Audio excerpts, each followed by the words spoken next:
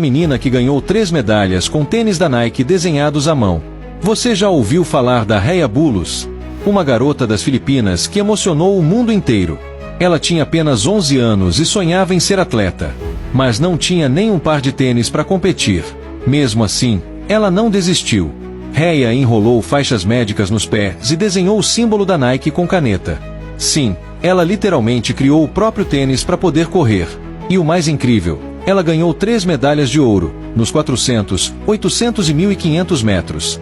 A foto dela com as bandagens da Nike rodou o mundo. E várias pessoas se mobilizaram para ajudar. Ela ganhou tênis de verdade, apoio e até promessa de patrocínio. Mas o que mais marcou foi o espírito de superação. De uma menina que mostrou que para vencer, o que importa não é o que você tem, e sim o quanto você acredita. Rhea Bulus, a menina que correu com coragem nos pés.